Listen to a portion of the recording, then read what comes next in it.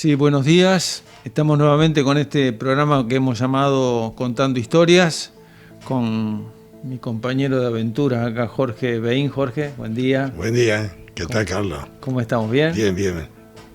Tenés todo hoy, ¿no? Sí. Sí. Hoy vas a hablar vos solo. Ah, sí. Bueno.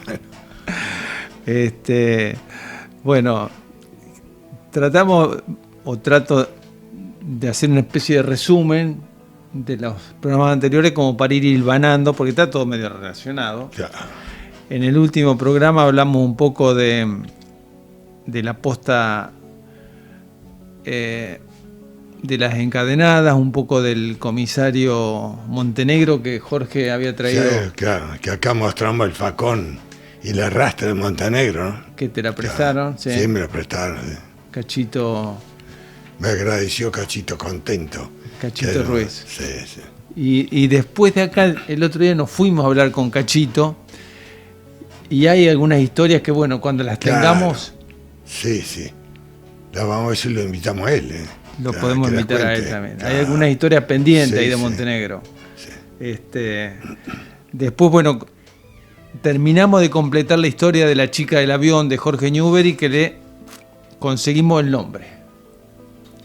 ¿Cómo se llamaba? La chica que a los 14 años voló con Jorge Newbery, Mariana Pellegrino. Pellegrino, Mariana Pellegrino. Eso es lo que me faltaba. Eso nos faltaba. Claro. Y lo dijimos en la última. Sí, claro, que es la señora de Vidale. Sí, La mamá de la abuela. Sí. No, esa mujer era mujer de Vidale, viejo. Sí. Que fue el suegro del tornero del Hortondo. Orso. La abuela del juez Orso. Claro, la abuela del juez Orso. Que el juez Orso nos agradeció. Claro, yo la entrevista la hice hace más de 55 años con Vidale, el abuelo. El abuelo. El que me contó de la historia de Jorge Newbery. Que era la señora de él. Claro, la señora Mariana. de él. Había volado. Mariana Pellegrino. Mariana Pellegrino. Ahí cerramos la... Bueno, nos queda pendiente una reunión con el juez Orso, porque sí. es amigo ¿Ah, sí? de Fernando Vidal. Colega. Trabajaban juntos. Cosa que me enteré yo ahora, no sabía eso. No, incluso creo que viene habitualmente a Cañas porque sigue el básquet y cuando viene lo va a visitar a Fernando. Así que cuando lo venga a visitar a Fernando, lo vamos a ir a saludar. Bueno, lo vamos a invitar con el café. Sí. ¿Cómo no? Y después, bueno, nos visitó Fernando Vidal, ex juez, y resulta que el padre de él, el Chocho Vidal, atendía los autos mecánico, atendía los autos de un ministro de Perón, que era Apple, y también de Juan Duarte. Como este programa funciona algo así como va pescando historias sueltas, la gente se nos acerca a nosotros y nos... Hay una historia de Juan Duarte que hasta ahora no estamos autorizados a contarla. Sí. Claro, vos sabés que se pierden las historias, ¿verdad? ¿No? Y yo ya no tengo a quién preguntarle cuántas cosas, y me falta, ¿cómo? ¿De dónde las saco? Pero hay datos sueltos que se van, se van agregando. Se van hilvanando. Sí. Se arman, pero con justeza, bien, Sí. No con chimento. Pero esa historia de Juan Duarte, bueno, queda pendiente. Claro. En algún momento a lo mejor conseguimos autorización para contarla, está muy buena. Claro. Pero hoy tenemos dos historias que atañen a Jorge en forma muy directa. Gente conocida de él, incluso amiga. Andreani. Un hecho muy lamentable, muy feo. Sí, ¿cómo no voy a tener esos recuerdos? Alejandro Andreani. Claro, porque los Andreani se criaron en el campo Quirno. Como vos. Ahí, claro, con mis hermanos mayores, y yo a Alejandro lo sabía ver por lo menos 2 veces por semana, porque él iba a hacer los mandados en el pueblo, y me encontraba a mí en el camino, se paraba a darme algo, fruta o alguna masita, así que yo como que lo estaba esperando. Porque él tenía, 20 y pico, ¿y vos cuánto tenías, Jorge? Claro, él tenía 28 años, yo tenía 9. Claro.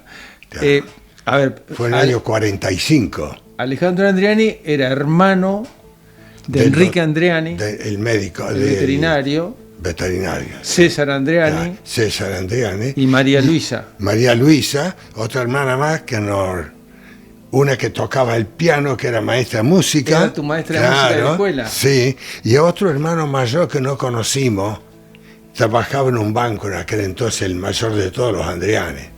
Yo no lo conocí. María Luisa casada con un rizo. Con Rizo. Hay una chica veterinaria. Sí, sí, hay de acá en Venado Tuerto.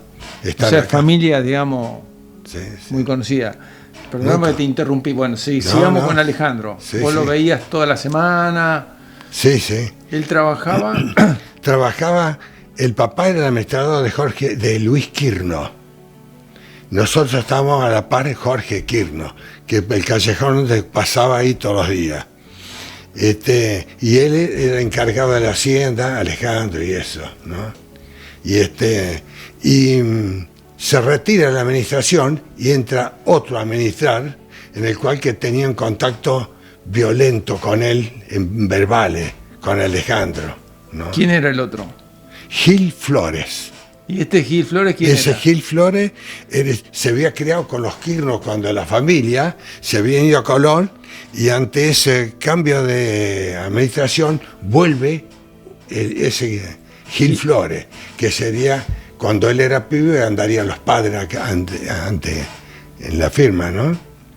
Y había que hacer cambio de administración y un cambio de bienes también. Había que repartir algo ahí. Repartir Hacienda. Claro, Hacienda y eso.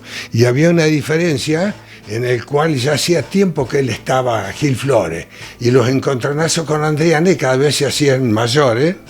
Perdón, este Gil Flores era medio matón, Matón. El tipo ya estaba. Porque cuando hubo esa reunión en los corrales, había mucha gente. Estaba la policía también, porque ya se temía de que algo podía pasar. Y Alejandro no estaba. ¿Quién estaba de la policía?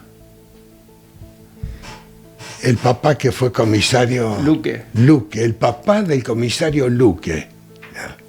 ¿Vio? o sea, gente Claro, de Cañas conocida. de acá de Cañas, sí, sí. Y es el lugar ese del conflicto. ¿Esos corrales dónde estaban, Jorge? Están ahí después de la escuela enseguida, que todavía está ahí, están los rastros, los corrales, ¿sí? ¿De la escuela que ibas vos? La escuela que iba yo, sí. Y ahí al lado había una casita, que había un tal Salomón, un turco, estaban los Mariani, estaba Carlos Robea, Sí. que iban a ser parientes, porque la novia de Alejandro era sobrina de la señora de Carlos Robea. Carlos Robea, que era hermana... Que era el apellido Gerardi, de la familia Gerardi. Ah, la chica, la novia de Alejandro. Claro, sí. Jorge, Carlín Robea, que era hermano de Bartolo. El hermano Bartolo era el mayor de los hermanos, hijos del administrador de Jorge Quirno. Está bien. Bueno, Ya. te interrumpí. No. Estaba toda esa... La policía, estaban... Claro, bueno, y en eso llega Alejandro, acompañado con él, que era Zárate, el otro compañero. Llegan a caballo. Llegan de a caballo. Y por el cambio de caballo que él llegaba en ese momento, hubo una discusión y ya lo esperaba Gil Flores y le tira un tiro. Y no lo mata, no le pega el tiro. Pero lo tenía tan encima que lo abraza, Andreani lo abraza, siempre el peligro del revólver, la distancia que no hay. Y lo tenía apretado y se le cae el revólver en el suelo. A Gil Flores. A Gil Flores. Y ese Zárate agarra el revólver y le dice a Alejandro, largalo esa mierda, le dice. Y cuando lo largó, sacó el puñal de la bota y lo clavó. Y lo mató ahí. Gil Flores a Alejandro. Claro, por eso dice que las armas lejanas, el cuchillo de sirio, ¿no? Cuando está cerca del peligro. Es más peligroso. No previno eso. ¿Y ahí? Bueno, y lo cargaron en el auto enseguida, el papá, y que lo llevan al pueblo, y lo tenía abrazado en el asiento de atrás Carlín Robea. Pero ya lo levantaron muerto, como estaba la policía, lo levantaron muerto. Y lo trajeron acá a Cañas. Lo trajeron a Cañas. Pero ya estaba muerto. Claro. Y Quirno no estaba enfermo Quirno. Al poco tiempo Quirno vende la estancia. Apareció un comprador ahí, que se lo lleva Dana. ¿Quién era Dana? Dana era el suegro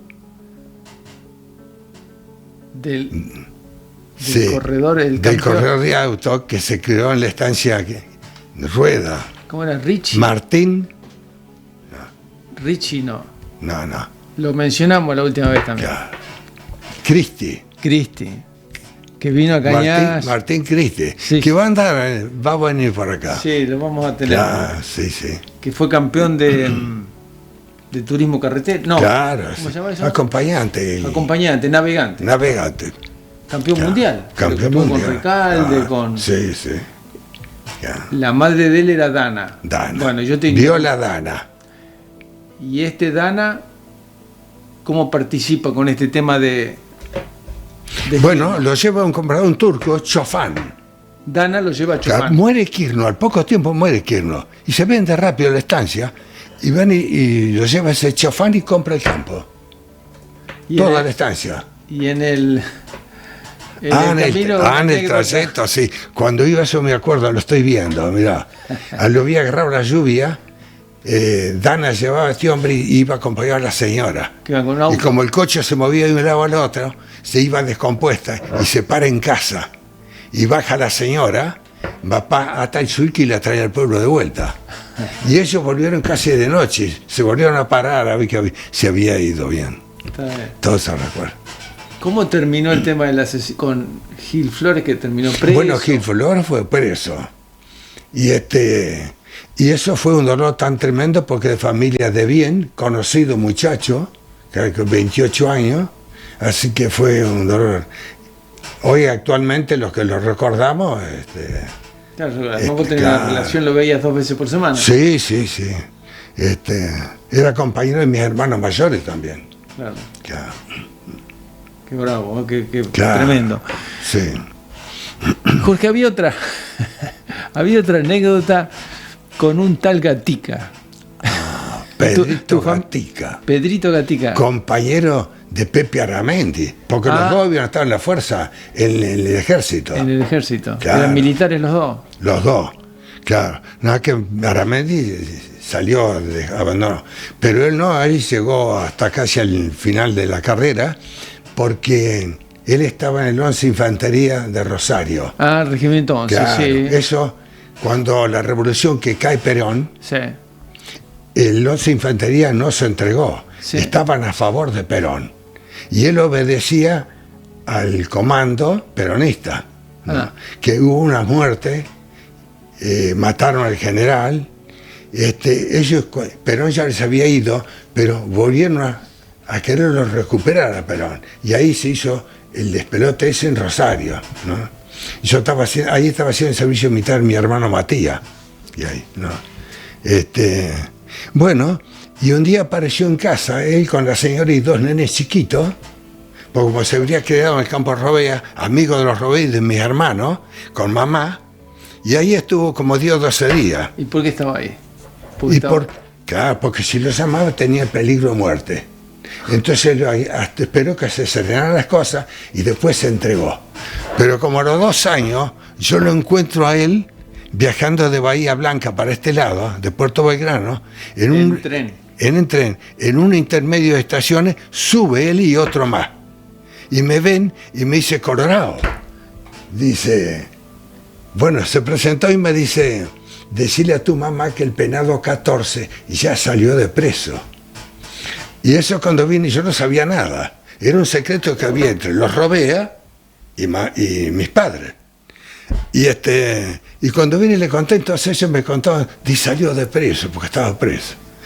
Claro, y cuando estuvo en la casa de ustedes estaba prófugo. Estaba prófugo. Pero después, en ese momento estuvo escondiendo, ¿no? Porque corría el peligro. Claro, está bien. Sí. Yo me acuerdo que estaba la señora siempre escuchando la radio y se comía las uñas. Claro, el miedo que tenía. Claro, yo tenía 18 años. Claro, está bien. ¿Qué es? Seguimos con la historia. Una cosita chiquita y ya Gaby, estamos. Cuando venía Quirno, le pedía a tu mamá. Ah, sí, claro. Cuando venía Quirno, el paso obligatorio era rozando las paredes del caserón, ¿no? Porque ese caserón, como ya lo conté, cuando hicieron los alambrados, se dieron cuenta que en la casa estaba a la mitad de la calle. Había dos puestos, uno más cerca de Villa Cañá, en la punta del campo, que estaban los Fulquier y hay muchas familias pasaban por ahí. Pero ese estaba en contra, pero adentro. Pero donde estábamos nosotros, había quedado 3 o 4 metros de pared en la calle. Sí. Y se paraba el hombre Jorge Quirno, que venía con el chofer. Los dos tenían chofer, Luis Quirno también. Que era gente muy rica. Claro, que era Salibone. El chofer de Luis Quirno era Salibone, era cuñado de Robea, era yerno del Robea administrador, que tenían campo ahí también. Casado con una hija. Arrendaban campo. ¿Pero qué le pedía a tu mamá? Pichones de paloma y pollo, que lo tenían que pelar. Mientras él iba a la estancia, estaba un rato y volvía. Llevaría hielo o algo así. Y lo pelaban a mano sin el agua caliente. Toda la familia pelando pichones de paloma y pollo, que pasaba Jorge Quirno de vuelta y lo llevaba a Buenos Aires. La ruta 8 no estaba hasta acá, subían en Colón o en Pergamino recién. Claro. Ya. Todo camino de tierra, por Mercedita, Duao. ¿Cómo era el tema de la crianza de las palomas en los palomares?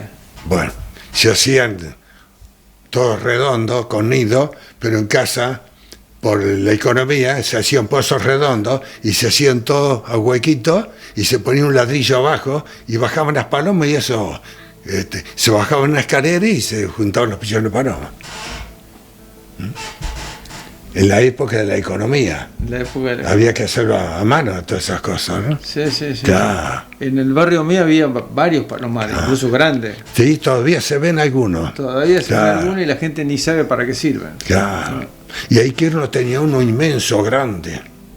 Y lo usaban, sí. Claro, lo usaban, sí. Las palomas entraban solas al palomar. Sola, estaba lleno de palomas siempre. Qué bárbaro, qué notable. Bueno, Jorge, yo creo que hoy por hoy ya... ¿Sí? Bueno, por hoy ya está. Si nos queda algo, después vamos a hacer memoria y lo vamos a contar después. Por lo menos Oscar nos prometió uno más, así que tenemos por lo menos. ¿Ah, sí? Bueno.